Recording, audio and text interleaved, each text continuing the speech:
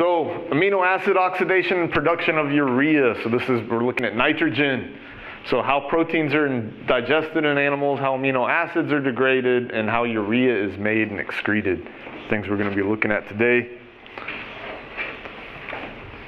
I don't know, did I press play on that thing? I think I did.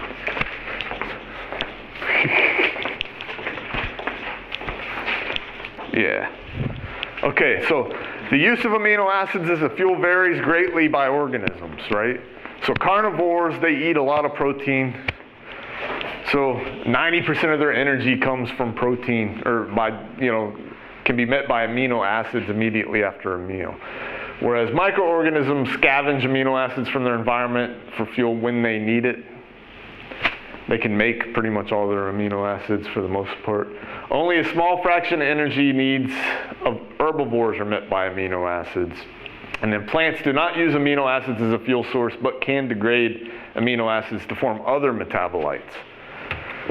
So, metabolic circumstances of amino acid oxidation. So leftover amino acids from normal protein turnover. You get normal protein turnover and there's going to be leftover amino acids. So you can break those down and use them for energy. Dietary amino acids that exceed the body's protein synthesis needs. So that's where like heavy carnivores come from. They have excess dietary, they don't need the protein synthesis for all the protein they intake. So they convert the rest to glucose or fat or burn it as energy.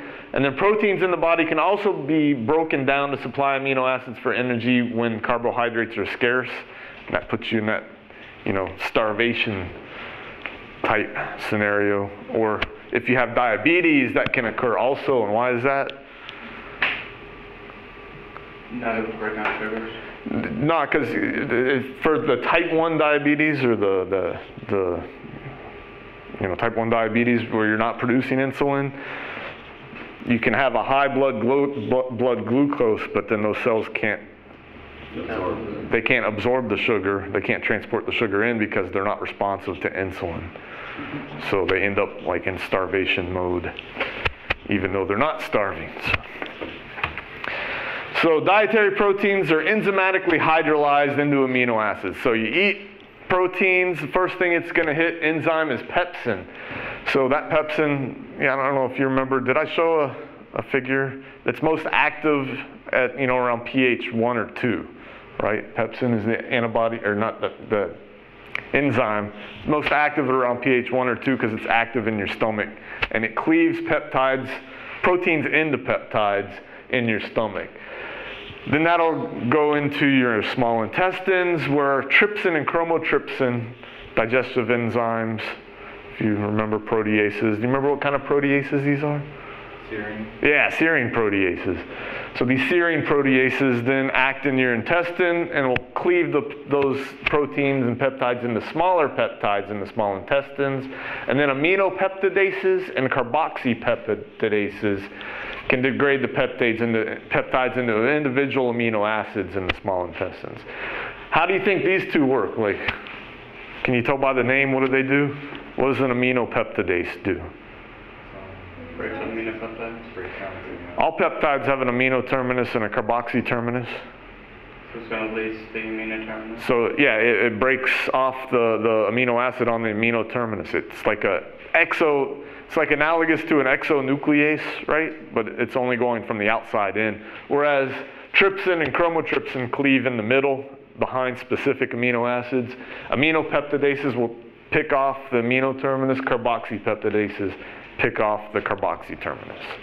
Is there a difference between the carboxy terminus that it slice with the A and B? Yeah, there's some differences between A and B depending on what amino acid is the carboxy terminus.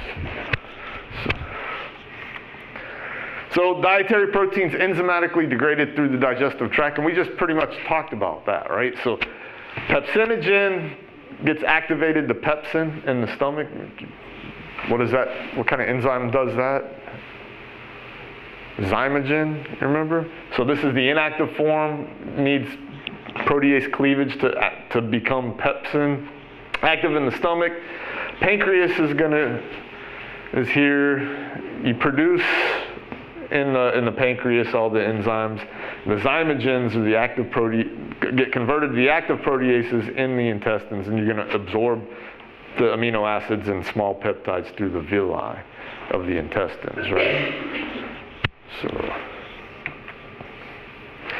So this is the overview of amino acid catabolism. So you have intracellular proteins or dietary proteins will yield amino acids. You remove that amino group and you have the carbon skeletons, and they're all going to be your alpha keto acids. And then the amino group can be used to make amino acids, nucleotides and biological amines, or it can be used to make carbamyl phosphate, which is used in the urea cycle to secrete excess, nitrogen, right? And the urea cycle is connected to the citric acid cycle through that aspartate arginosuccinate shunt. And we'll see that a little more in depth in here in a minute. So the first step of degradation for all amino acids is this, where we have the amino group, and it's called transamination. This amino group gets donated to alpha-ketoglutarate to make glutamate. So if you guys remember, alpha-ketogglutarate's intermediate in the TCA cycle. It's also the precursor to glutamate. You just substitute amino group there, and you have alpha-ketoglutamate. Or not alpha-ketoglutamate, glutamic acid. Okay, and then you've turned whatever amino acid this is into its alpha-keto acid. Alpha-ketoglutarate then can go on. You can amidate the acidic group, and that'll make glutamine.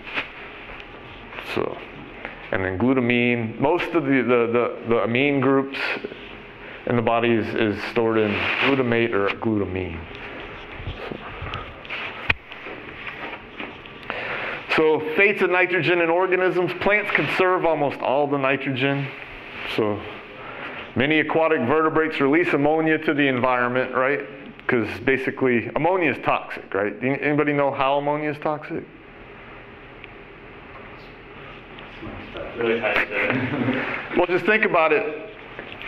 You need a lot of this alpha-ketoglutarate around. If you boost the concentrations of ammonia, there's an enzyme that oxidatively removes this from glutamate to make alpha-ketoglutamate. But if you increase the concentration of ammonia, it shifts the equilibrium the opposite direction, so you'll kind of turn all of your alpha-ketoglutarate that you're using to make energy into glutamate. So that's why your body's so sensitive to ammonia. But fish don't need to worry about that. Why? Why can they just spit it out to the environment? Because the big sea or pond they're living in is like a big sink, so it just goes away for the most part, right? Is that logic to it, like the pressure that they reside in, pressure that they're in? No, it has to do with they probably produce more than what the concentration in the ocean or pond that they're living in. So now if you have like a real small fish tank, it can be bad. That's why you have to clean out the fish tank once in a while. Because if you let ammonia levels get too high in the fish tank, that will kill the fish. But like in the wild, normally the body of water they're living in has a concentration of ammonia that's lower than the concentration that they're producing, so it's always going to diffuse away from the fish. So many aquatic vertebrates release ammonia to their environment via passive diffusion from epithelial cells, or you can actually actively transport it out of the gills. Terrestrial vertebrates and sharks will excrete nitrogen in the form of urea. And we do that because urea is a lot less toxic than ammonia. And that's what that says. And it's very highly soluble, so it's easy to excrete in an aqueous form. But some animals secrete it. Birds and reptiles excrete nitrogen as uric acid. Why would they do that? What do birds and reptiles have in common? They release their urine as gas? No, they don't release their urine as a gas. Birds only have one thing to use right? It's not that. Just think about like terrestrial vertebrates not necessarily sharks, but the ones that secrete urea, typically are mammals. They keep their babies in the womb, okay? Whereas birds and reptiles, they're all inside this little egg, and that's all they got to keep them going. They can't have a buildup of urea or ammonia in there, but uric acid is not soluble in water. It's rather insoluble. So it's kind of excluded from the aqueous phase of that environment in the egg. So it's not very toxic to them. So it's a way to get rid of those nitrogens in a toxic-free way. So excretion as a paste allows animals to conserve water also. So. And then humans and great apes excrete both urea and uric acid from purines. So uric acid we make is from purines. And that can be a problem. Why? Well, what's one of the problems with uric acid in humans? The pH? Huh? Not pH so much, but I don't know, they always have that commercial with the guy holding a big green flask. I don't know why. You ever seen that? That gout? You've heard of gout? Oh. So that's the buildup of uric acid in the joints there. So these are the excretory forms of nitrogen: ammonium, urea, and then uric acid. So enzymatic transamination, catalyzed by aminotransferases. Uses the pyridoxal phosphate cofactor. So this is it's a multi-use cofactor. Typically, alpha-ketoglutarate accepts these amino groups, and it's going to make what? Glutamate. Yeah, glutamate. L-glutamine can act as a temporary storage for nitrogen. L-glutamine can donate the amino group when needed for amino acid biosynthesis also. So, and this is an enzymatic reaction. Alpha-ketoglutarate will take the amino group from some amino acid. PLP will help transfer that to make L-glutamate. And then the other amino acid will form a new alpha-keto acid, which, depending on which amino acid it is, can be used to make glucose or, Does this relate in any way to ketoacidosis? Well, yeah, so there's certain amino acids that can only make ketone bodies from their carbon skeletons. But a lot of them will make sugar, lead to the precursors of sugar. And later on in the chapter, you'll see which ones do which. Some will do both. Like I think tryptophan or phenylalanine, those aromatic ones, part of the carbon skeleton can be used to make sugar, the other part just ketone bodies. So this is the structure of PLP, or pyridoxal phosphate, pyridoxalamine phosphate. These are the two forms of it that we'll see. Intermediate enzyme-bound carrier of amino acids. The aldehyde form can react reversibly with amino groups, and the aminated form can react reversibly with carbonyl groups. And you'll see that it's reversibly covalently bound to the enzyme. So pyridoxal phosphate's covalently linked to the enzyme in the resting enzyme, and it's done that through the amino group, amino end of the lysine. So the lysine attacks that carbonyl group, water comes off, and then you have a shift base intermediate, or a shift base that forms there with the enzyme. So, and it's a protonated shift base at that. So the linkage is made via nucleophilic attack of the amino group of the active site lysine. And we got some, and this shows you the active site on an aminotransferase, and it's bound to the lysine there, up close. And then these are all the different, things that this PLP can do. And the thing is, it's a good electron sink, right? Didn't you see that? The shift base. You have this quaternary nitrogen. If you guys remember, quaternary nitrogens are great electron sinks because one of these, electron pairs can come up and quench this, which is going to draw electrons from somewhere else in that structure, or whatever it's bound to. So this is how PLP does a transamination reaction. So here we have PLP already bound to the enzyme. And then there's an amino acid. It attacks the carbon on the carbonyl, or the shift base rather, bound to the enzyme.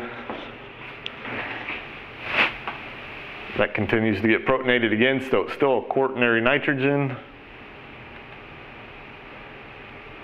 Then the nitrogen on the amino group will go down, and those electrons will go down. These electrons will go up, and then you have the PLP that's only bound to the amino acid that it's doing the removing that amino group from. And this is a shift base intermediate.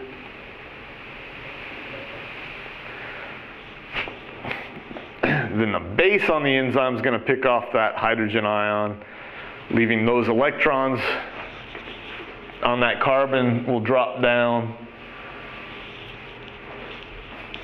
And you see where all the electrons go. You have this quinonoid intermediate. Those electrons will drop back down, and then the electrons on the PLP will pick up a hydrogen ion.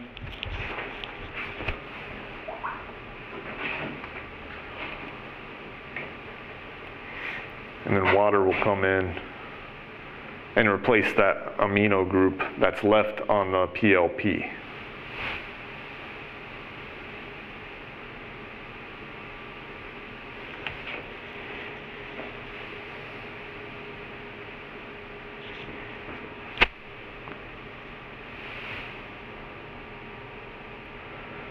And that, now you have a new alpha keto acid. It's alpha keto because the alpha carbon, instead of having an amine group to make an amino acid, is a a ketone group, carbonyl.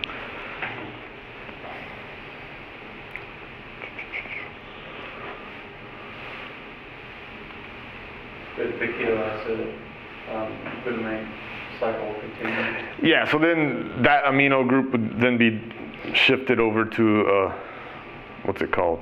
Alpha ketoglutarate to make glutamate.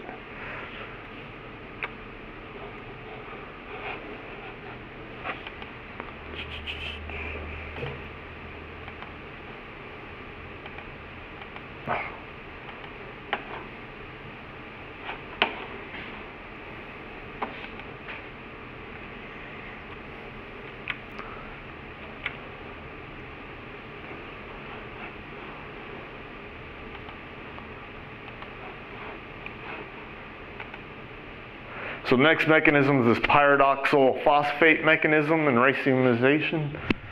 So this one doesn't work.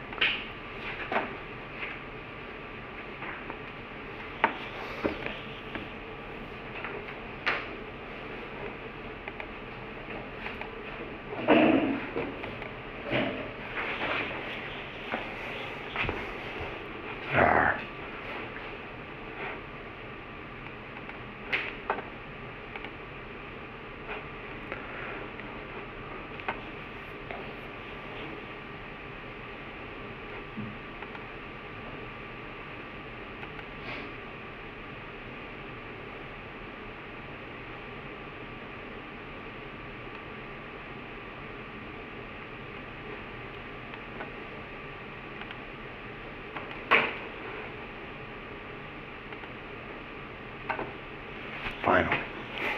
So here we have the PLP already bound to the enzyme lysine as a shift base. And again, you're going to have similar attachment of the amino acid. Hopefully this isn't the same reaction as last time.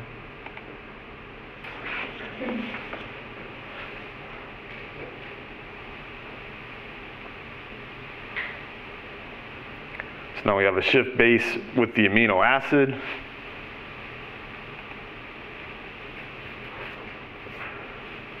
Again, again, base picks off that. Those electrons drop down. This is looking very similar.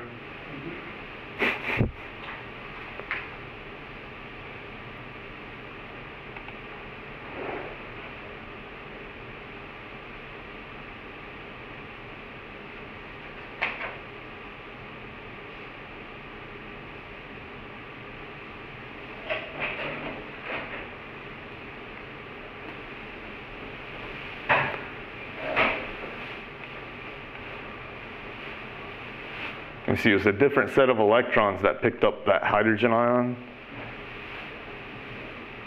So it altered the stereochemistry around that carbon, right?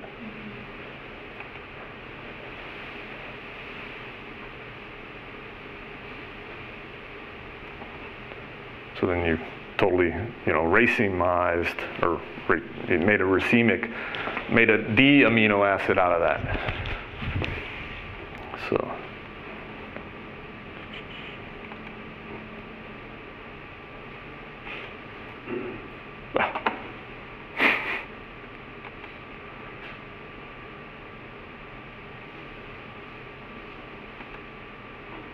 So on this diagram, the first one is the transamination, and the second row is the racemization, and the third is the decarboxylation.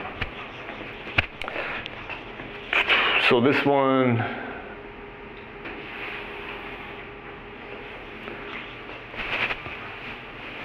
where is it? Where does it say? There are two, if there's one is So this one going this direction, you've deaminated, right? This one is the racemization, and then so this is A going this direction. B comes here, and this is what we just saw, the racemization, and then in this diagram, decarboxylations.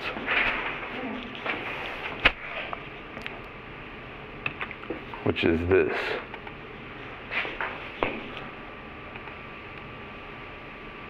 And again, you start off exactly the same.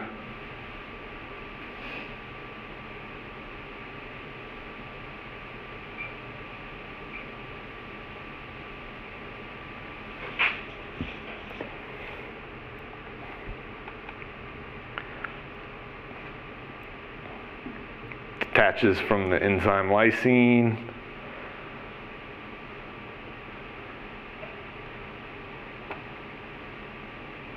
Shift base intermediate again. Then the electrons from the carboxyl group drop down, releasing carbon dioxide. And again, these quaternary nitrogens are great electron sinks, so they can take those extra electrons.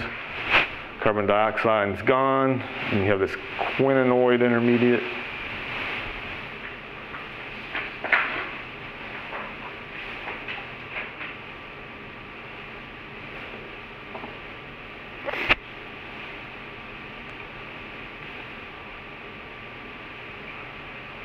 And then you reverse those first several steps, and then you have a decarboxylated amino acid. Why would you want to decarboxylate an amino acid?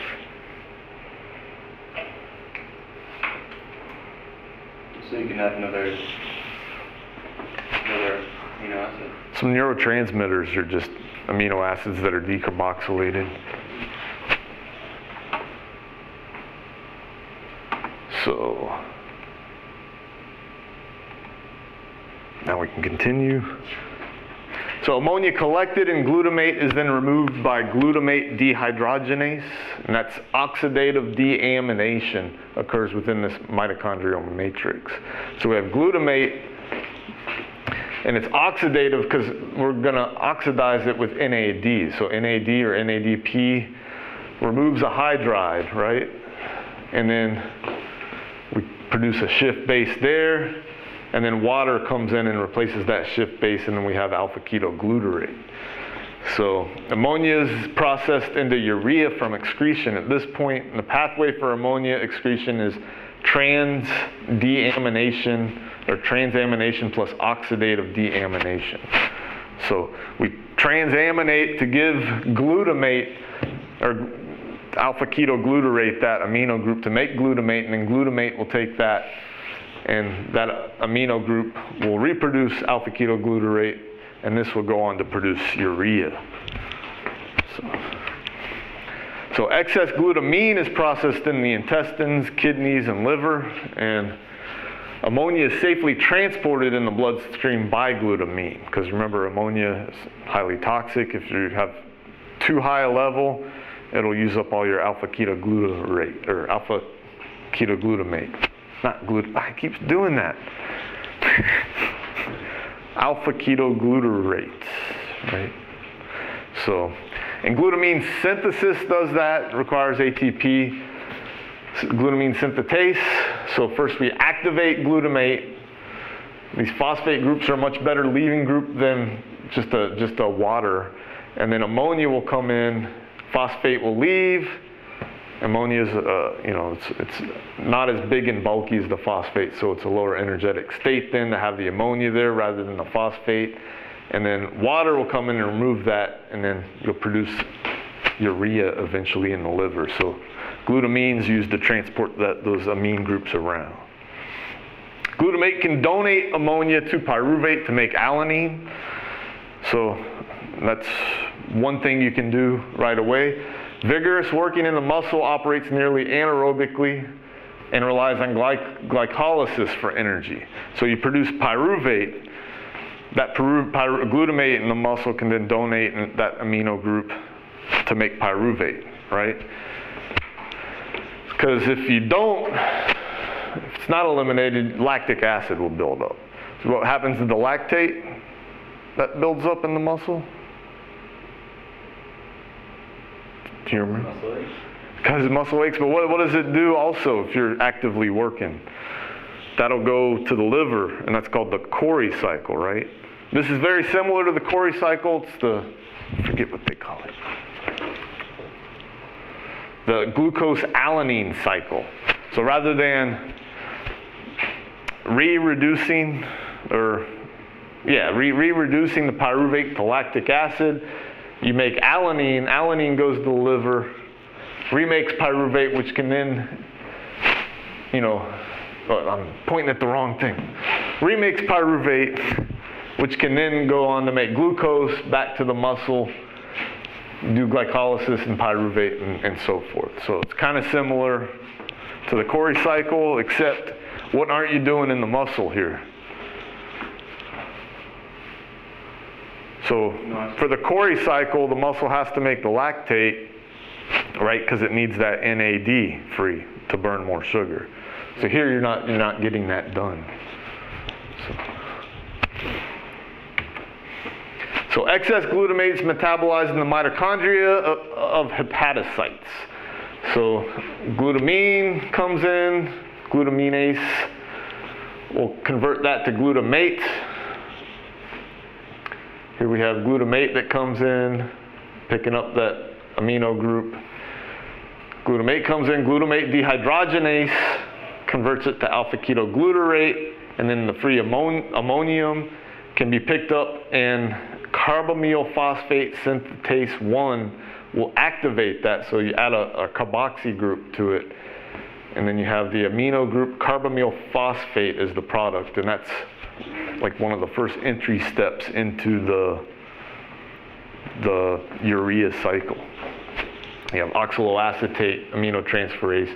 Takes oxaloacetate. It can pick it up and make aspartate here also. So there's a lot of things you can make with that free amine group with other keto acids. I'm confused. We went from talking about the glucose-alanine cycle, and now we're talking about... Yeah, this is something totally different. They just threw that in there. Okay. Is the glucose-alanine cycle, is that what you're saying was the Cori cycle? It's like an alternative to the Cori cycle, the glucose-alanine. But rather than re-reducing the pyruvate to lactic acid. Right, on that same question, does the lactic acid cycle have anything to do with the urea cycle? The urea? No, because there's no ammonia involved in that at all. The lactic, the Cori cycle. It's just hydrogens. So you lactate dehydrogenase makes lactic acid from the pyruvate, takes those electrons and gives them to NAD. Takes the NADH, gives those electrons back to pyruvate to make lactate. And then that lactate will go to the liver, and the liver has an excess of NAD, so it'll take those electrons and then use that pyruvate to remake sugar through gluconeogenesis.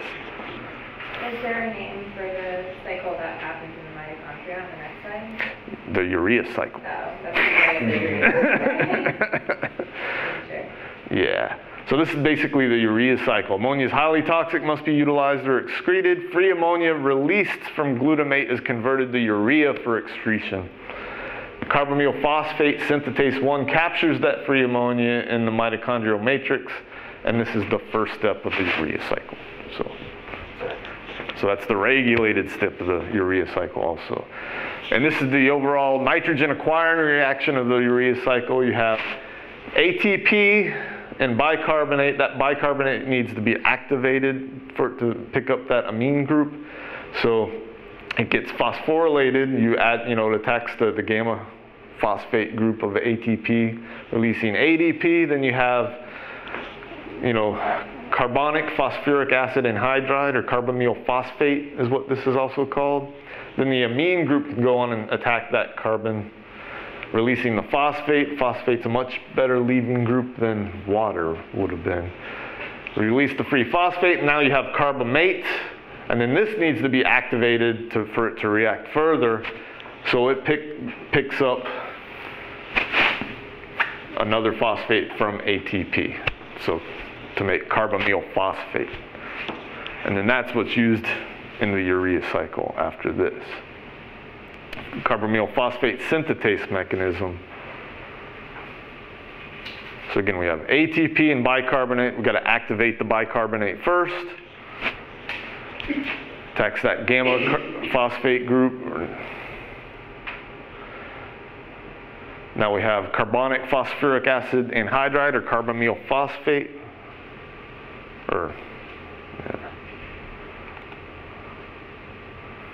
The amino group, or the ammonia, can attack that carbonyl, releasing the phosphoric acid.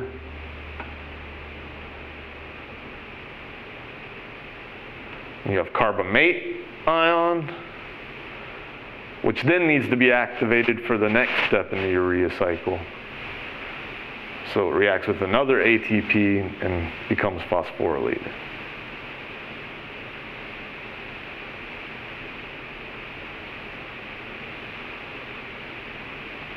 To make carbamyl phosphate.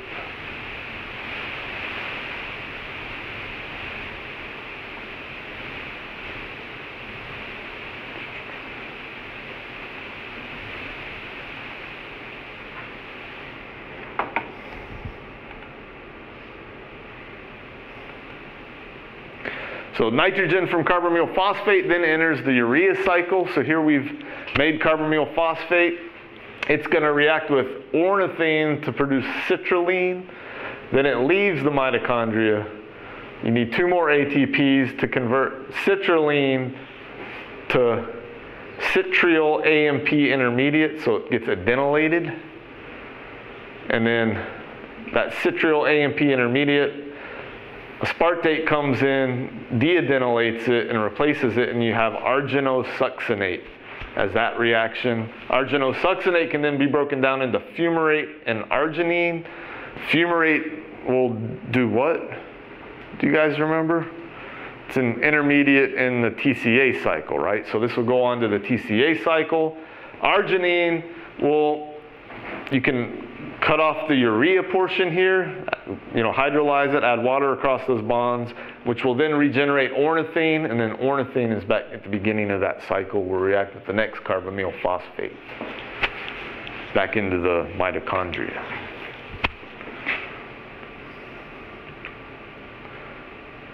And this is the same slide, or no, it's a little bit different, huh? I think it's missing information. Is it? It's missing the glutamate. Oh yeah, at the top. Yeah, so this is the overall reaction to and I just walked you through them. Carbonyl phosphate gets added to ornithine to produce citrulline.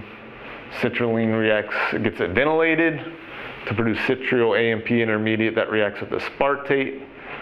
You lose the adenylation to make arginosuccinate, which then breaks down into fumarate and arginine, and then the urea will come off of that and you'll have ornithine.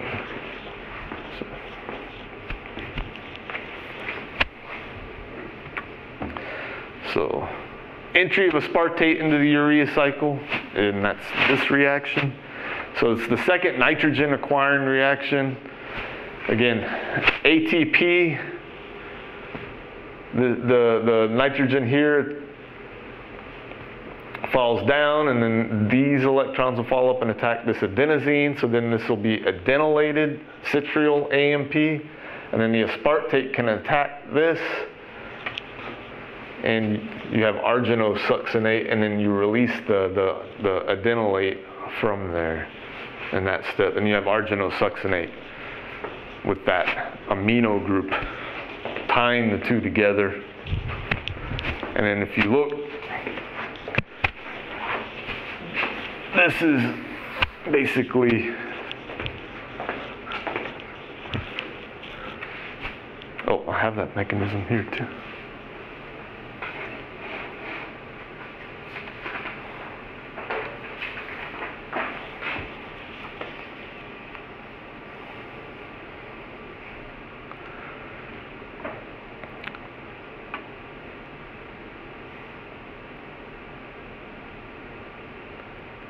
So that's the citrial AMP intermediate, so it's basically adenylated.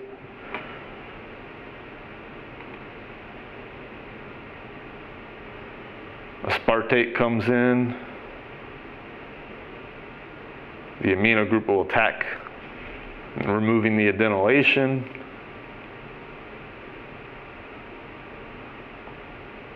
And this is arginosuccinate. This is basically succinate, and this is arginine here, right? Oh, and that's it for that one. And then, you know, that will break down. This will release fumarate and arginine, and then the urea will be cleaved off of this arginine in the next step. Oh, which I get back there by this.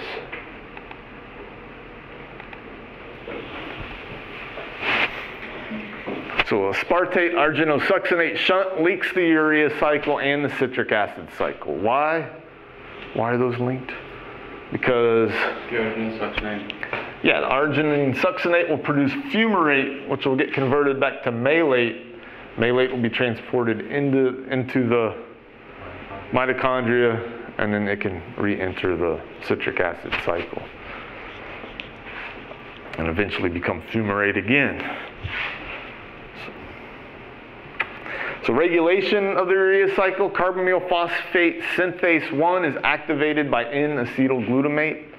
It's formed by N-acetylglutamate synthase, which when glutamate and acetyl-CoA concentrations are high, it's activated by arginine. So expression of the urea cycle enzymes increase when needed. If you eat a constant high protein diet, you're going to have more of these enzymes, because you're going to have to excrete more ammonia from your body, because you're taking in more ammonia than you really need. And then starvation also, when protein's being broken down for energy, you're going to need to secrete more ammonia or nitrogen. So N-acetylglutamate synthase is activated by arginine and acetyl-CoA to produce N-acetylglutamate. And N-acetylglutamate activates carbonyl phosphate synthase 1. So that's your regulations.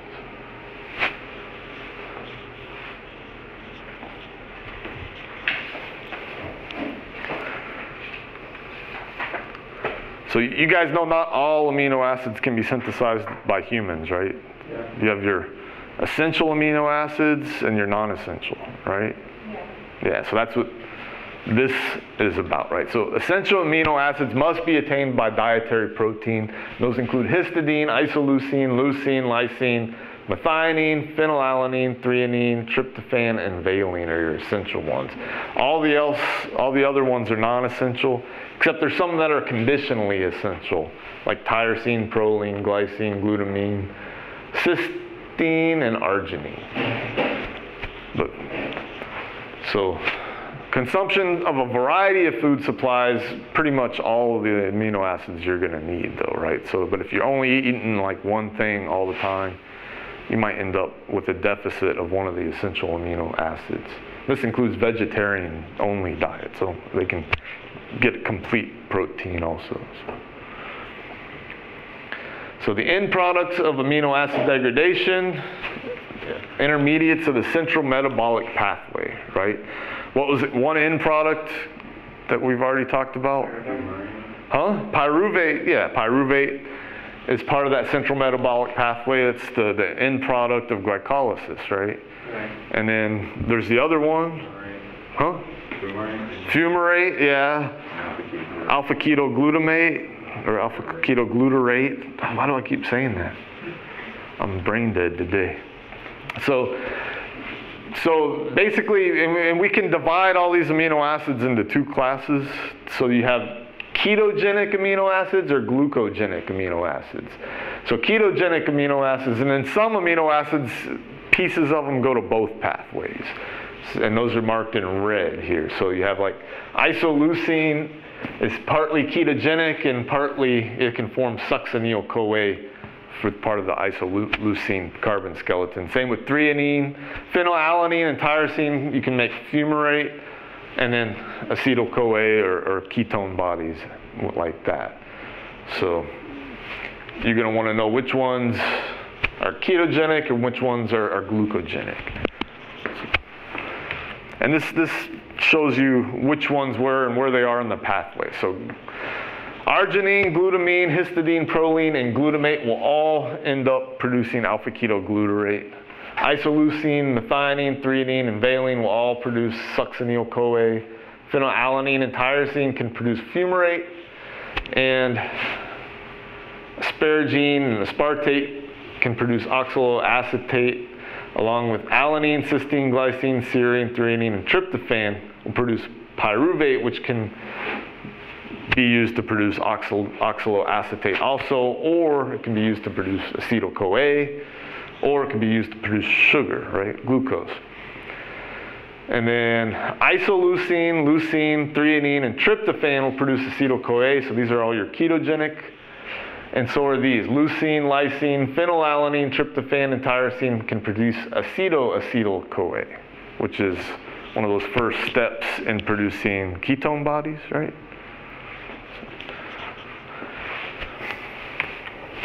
So several cofactors involved in amino acid catabolism, and there's important one-carbon transfer reactions, and the cofactors do this: tetrahydrofolate and S-adenosylmethionine, or SAM. Have you heard of SAM? SAM-E or Adomet. And then there's antidepressant. Yeah. Do you know why? No. Because that one carbon gets added to some of those neurotransmitters, or required to add to those neurotransmitters to make serotonin. Huh? Does it lights up It's S-adenosylmethionine. So the breakdown product of adding that one carbon is homocysteine. Okay. So it's basically, you have methionine, S-adenosylmethionine, and then when you lose that one carbon, you have like a cysteine, but it's got one carbon extra in that carbon chain on the R group. It's basically the same structure as cysteine, but it's one carbon long. So it's called homocysteine. So, and then biotin. Biotin, as we saw in chapter 16, transferred carbon dioxide. So I don't think we look at that here anymore. But tetrahydrofolate is formed from folate. You guys are probably familiar with folate. I know you should be. Yeah. because they want to make sure you have it early in your pregnancy, because if they found that, one of the things the March of Dimes found, right, that I think so, yeah. low folic acid levels leads to those neural tube defects. Yeah. So you don't get tube closure development. So tetrahydrofolates formed from folate. It's an essential vitamin. It can transfer one carbon in different oxidation states. So there's several forms of tetrahydrofolate with the carbon. It can be like fully, high oxidized state or fully reduced state. It's used in a wide variety of metabolic reactions. Carbon generally comes from serine, forms interconverted on tetrahydrofolate before use. And this is the overall active site, is this methylpyrin group, and then it's attached to glutamate via a para-aminobenzene. And this is the active site. So you have your most reduced form, tetrahydrofolate, which can donate methyl groups. And this is, pretty much, it's a methyl donor. Then you have an alcohol, a methanol donor, or a, methoxide donor there too. So basically you take serine, PLP, transferase removes this group and transfers it to tetrahydrofolate to make methylene tetrahydrofolate. If you reduce it, you make the most reduced form. If you oxidize it, you'll form this N-methylene tetrahydrofolate, or you add an amine group over here, you have N-formamino tetrahydrofolate. If you go down this way, you have N-formal tetrahydrofolate, and that's the most oxidized form down here and here, and different ways. So it gets shifted around in all different ways based on which pathway it's in. So Adomet is better at transferring methyl groups, or S-adenosylmethionine. It's the preferred cofactor for methyl transfer in biological reactions, because it's 1,000 times more reactive than tetrahydrofolate for the methyl group, that most reduced form. Synthesized from ATP and methionine, and regeneration uses N5-methyl tetrahydrofolate, so that most reduced form. And it's the only known use of this most reduced form tetrahydrofolate in mammals. So this is your adenosine, and it's adenylated methionine, basically, and you have the methyl group here to form that SAM. So you have the activated methyl cycle. So methionine gets activated by basically being adenylated, but you don't end up with an AMP there. It's just the ribose and the adenylation. And you release a pyrophosphate plus a phosphate group. And then you have S-adenylmethionine, which can then donate this methyl group to a variety of different substrates via methyl transferases. And that leaves you with S-adenosyl homocysteine. A hydrolase removes that adenosine, and you're left with homocysteine. Homocysteine can then pick up a methyl group again from the N5-methyl tetrahydrofolate, that most reduced form of tetrahydrofolate, with B12, and then you regenerate the methionine again to go through that cycle again. Or if you wanted, this methionine could be used to make protein too. Either way. Or you could have gotten that methionine from protein degradation. So degradation of ketogenic amino acids. Something doesn't look right.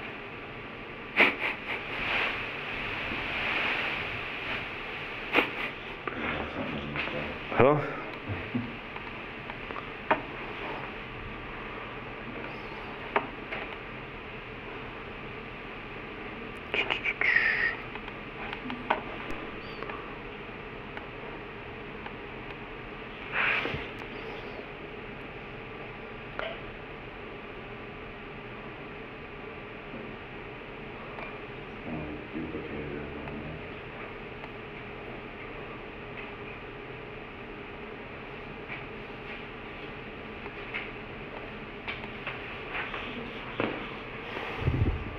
kind of like duplicated over itself. Yeah, because like there's the 9.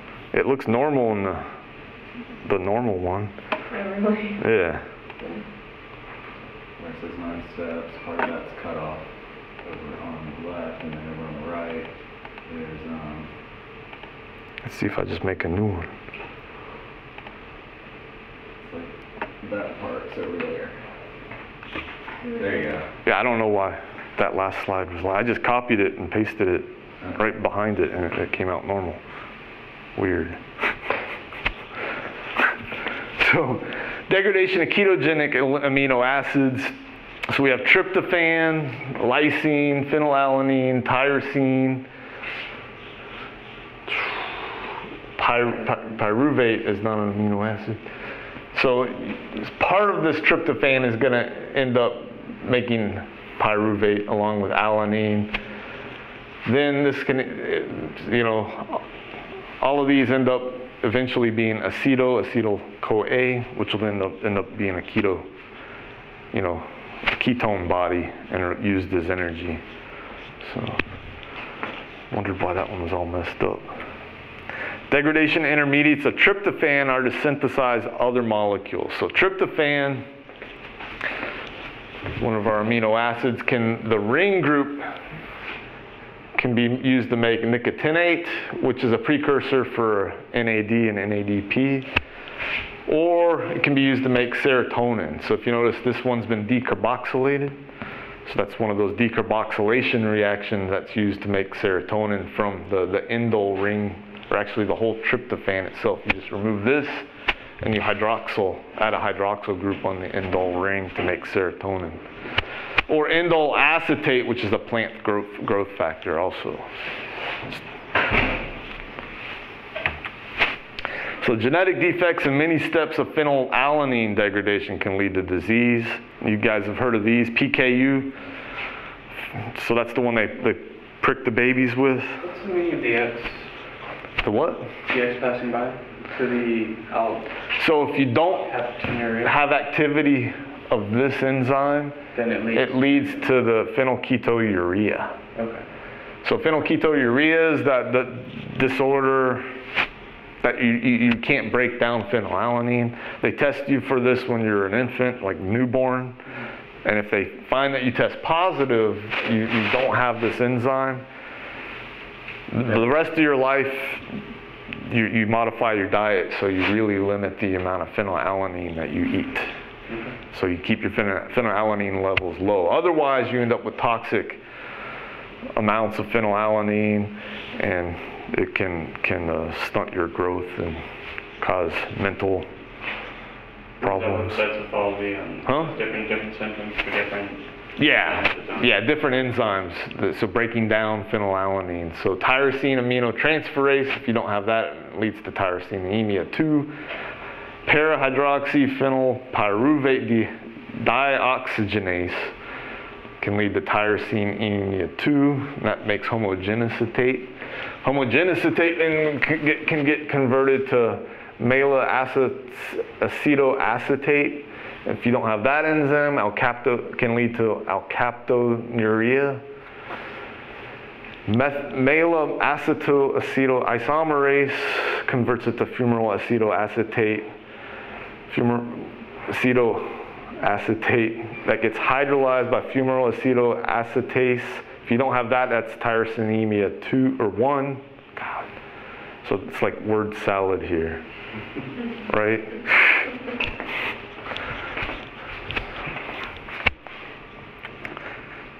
But this is the big one that you always hear about, phenylketonuria. It's caused by a defect in the first step in phenylalanine degradation, impairs neurological development leading to intellectual defects, controlled by limiting dietary intake of phenylalanine. So the rest of your life, you just limit that.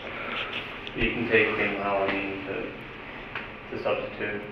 You can take phenylalanine. It's not that you don't want to take phenylalanine. You want to keep the amount of phenylalanine you take in really low because you can't break it down. So you have to alter your diet to eat foods that are really low in phenylalanine. Right. Because you don't want to build up.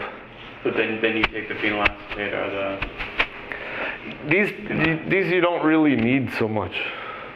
They're just the breakdown products of phenylalanine. So.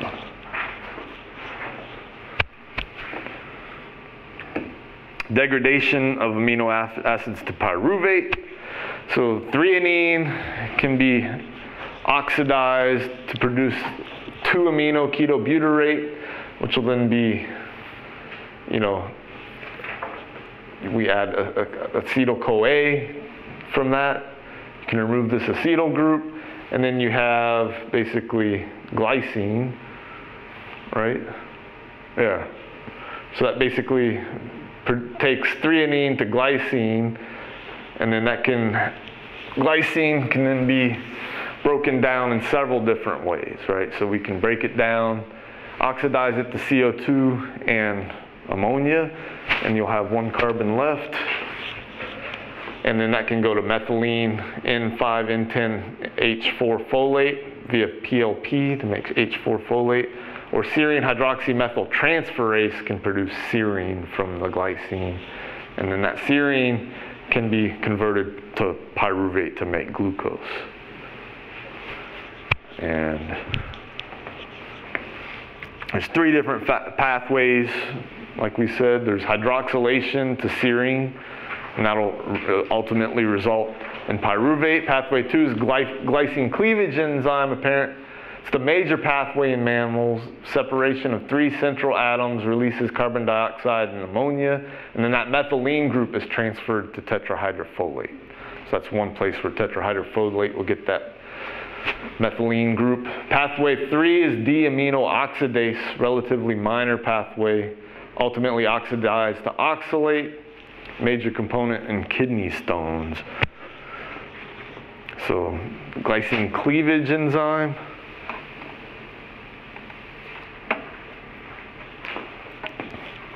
So you have covalently bound glycine. This is the glycine here. It's covalently bound to PLP.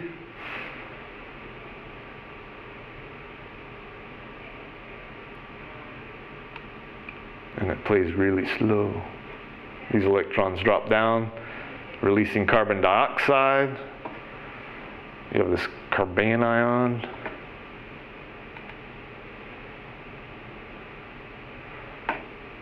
That will reduce this disulfide bond here.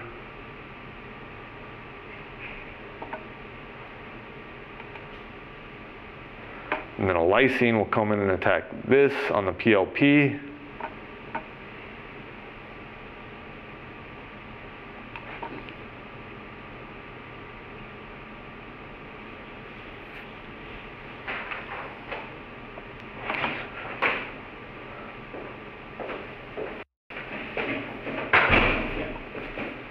So now we have this group here.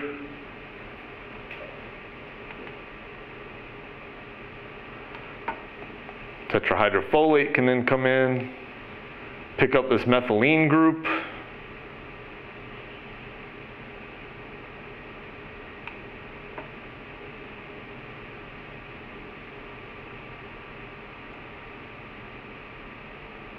And releasing the ammonia. And this is that last carbon of the glycines in tetrahydrofolate, which will then be used to add a carbon somewhere else. And then we got to regenerate this, and it's going to require an oxidizer to take those electrons away, and you've regenerated that disulfide bond. The cycle is? Cycle? It's glycine cleavage enzyme reaction.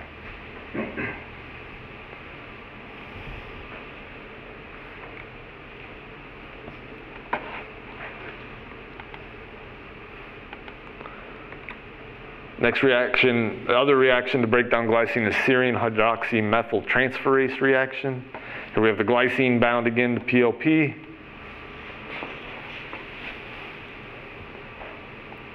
Base picks off this hydrogen. Electrons go back to carbon. You have a carbanion.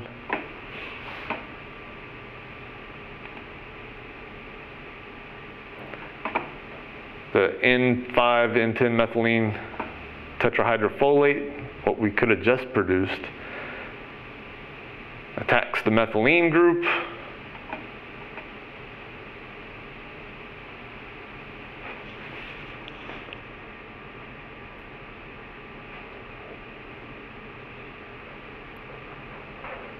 Water can attack that methylene group, releasing the tetrahydrofolate.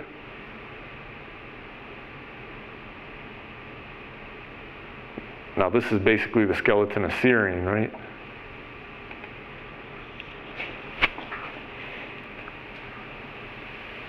So enzyme lysine on the enzyme is going to come in and pick up the PLP and release serine.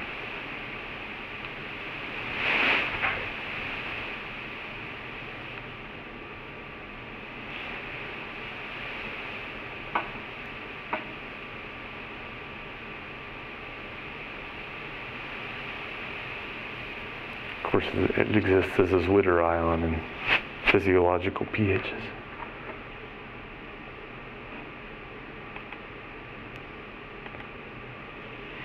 And then the serine dehydratase reaction.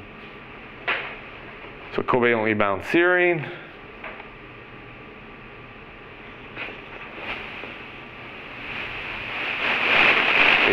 This hydrogen, these drop down, and you release water. That's where you get the dehydratase from.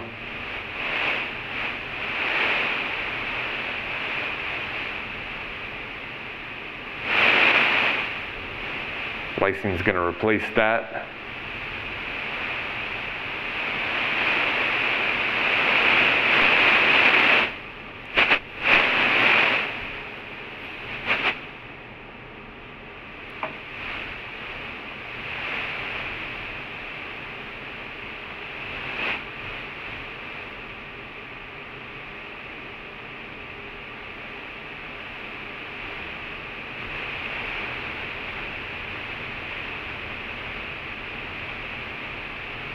And then water will ultimately replace this, producing alpha.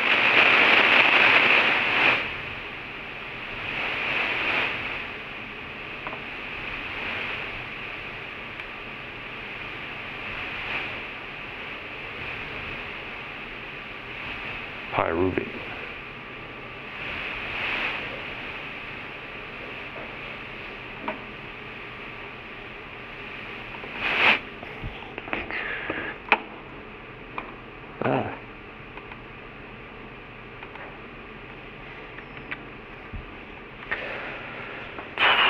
So degradation of amino acids to alpha-ketoglutarate. So we have arginine via arginase can make ornithine. Then ornithine can take alpha-ketoglutarate to make glutamate, and you have glutamate gamma semialdehyde that can be hydrolyzed to form pyrroline S-carboxylate or proline, or that's where proline can enter the system. So you have glutamate gamma semialdehyde can then be oxidized to produce glutamate, and we can get that way from histidine over here, or glutamase from glutamine, remove the amino group to make glutamate, and then deaminate the glutamate via glutamate dehydrogenase. Oxidative deamination produces alpha-ketoglutarate. So, and then the degradation of branched chain amino acids doesn't occur in the liver, but it's leucine, isoleucine, and valine. They're oxidized for fuel in the muscle, adipose tissue, liver, not liver, kidneys and brains. So degradation of asparagine and aspartic acid to produce oxaloacetate. So asparagine, you just deaminate that gamma amide to produce aspartate, and then PLP will deaminate that, donating it to alpha-ketoglutarate to make glutamate, and then you have oxaloacetate as the final product of that, which can go on to be used to make sugar. And then these are some human genetic disorders affecting amino acid catabolism. And I think the most popular one up there is PKU. And then this is the chapter, what we learn, and then we have some questions. Have you printed up the questions? So I just thought I'd include these. So all enzymes catalyze amino transferase reactions, remove amino groups from amino acids, producing what byproduct that is important during metabolic stress? Do you guys know? Anybody want to take a gander? Huh? So anytime you do an amino transferase reaction, you're removing amino groups from an amino acid, and what do you produce?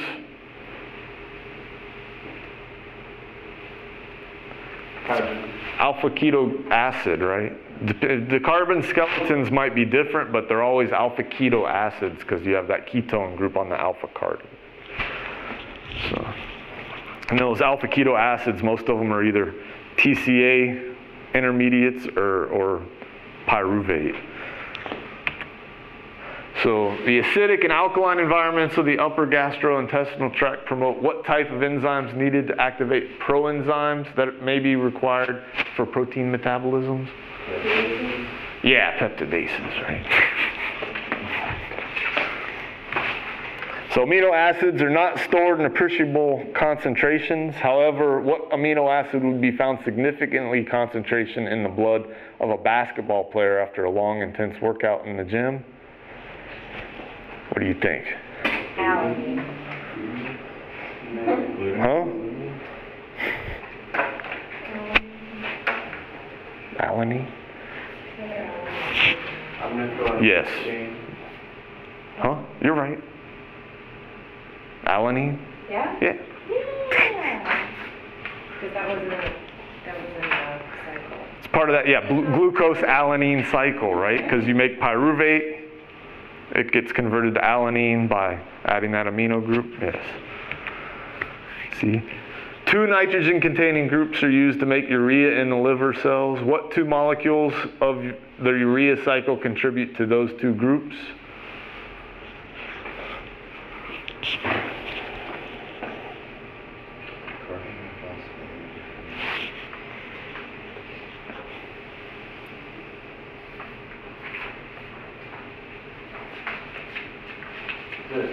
Arginine and aspartate? No. It's either A or D. Yeah, so it's A, right? Because remember, carbonyl phosphate's that first entry state, the carbonyl, Yeah, and then aspartate comes in like a step later, right? Outside of the mitochondria. And the urea cycle itself requires 2 different cellular compartments. What other pathways also require 2 cellular compartments?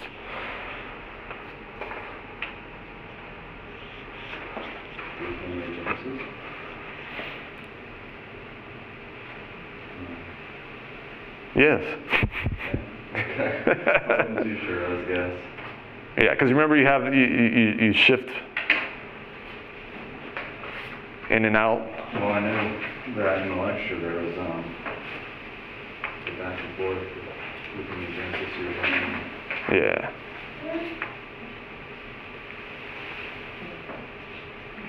It's in the liver, but it's like in and out of the In and out of the mitochondria and the cytosol, yeah. Yeah. So what molecules produced in the cytosol by the urea cycle that can be used by the citric acid cycle, but cannot pass the intermitochondrial membrane as it is? Do you remember that? Yes, yes.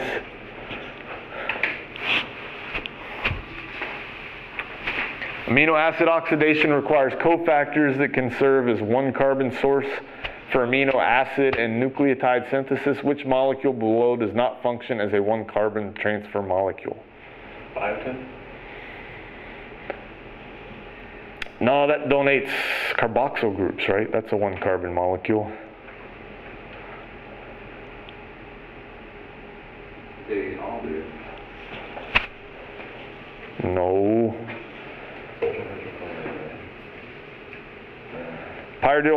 Pyridoxal phosphate doesn't transfer a carbon. It can act to decarboxylate amino acids. But Pyridoxal is not the one that cleaves it? it decarboxylates it, but that's not donating a carbon to another step somewhere, right?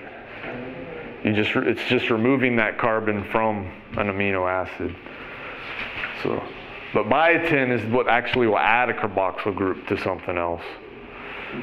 Acetyl methionine adds a methyl group. Tetrahydrofolate can add carbon at different oxidation states.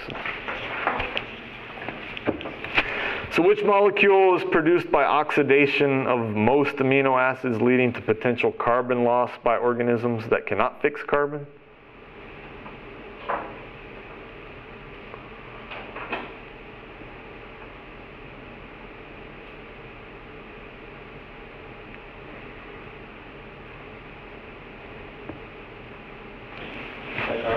Huh? I guess you could say that, but normally carbon dioxide gets blown off. So, yeah, bicarbonate and carbon dioxide. So similar. So what molecules produced from oxidation of a number of amino acids, and which can be used to produce ATP efficiently via oxidative phosphorylation?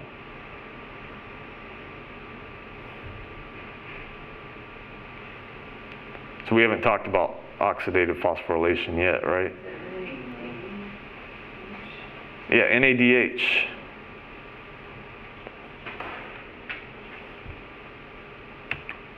And then what is the metabolic use of ketogenic amino acids?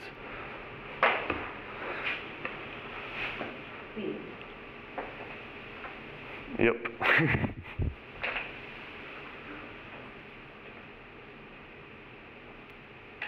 So I should just use these questions for the test, right? Yeah, sure.